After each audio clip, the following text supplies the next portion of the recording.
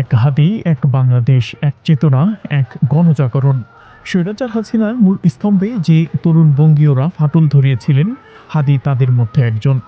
রুদ্ধশ্বাস যে কঠিন দিনগুলোতে হাদিদের জীবননাশ ছিল মামুলি ব্যাপার, সে যাত্রায় ফিরে বাঁচলেও নতুন সূর্য ওঠা বাংলায় কেন অনিরাপদ জুলাইয়ের যোদ্ধারা?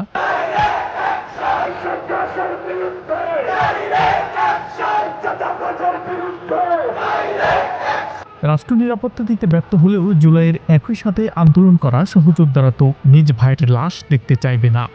শরীফ ওসমান হাদির উপর হামলার প্রতিবাদে সারা দেশের ন্যায় যশোরে বিক্ষোভ মিছিল ও সমাবেশ করে বাংলাদেশ ইসলামিক ছাত্র শিবির যশোর শহর শাখা। আগত শিবির নেতাকর্মীরা বলছিলেন, সহযোদ্ধাদের উপর এই আক্রমণ কোনোভাবেই মেনে নেওয়া হবে না।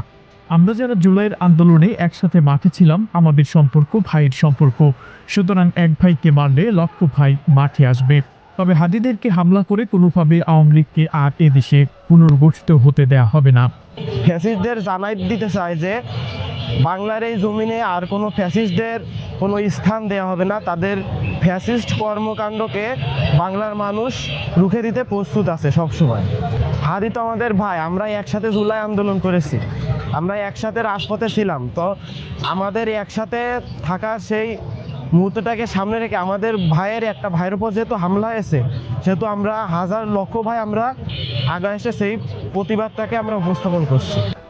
দেশের নতুন স্বাধীনতার পরে স্বাধীনতার নায়করা যদি এভাবে অনিরাপদ থাকেন, তাহলে দেশের বর্তমান আইন শৃঙ্খলা নিয়ে প্রশ্ন থেকে যায়।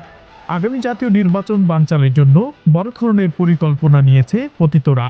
তাদেরকে কঠোরভাবে দমনের কথা বলছেন জুলাই যোদ্ধারা। Ismail Hossain, mirror news.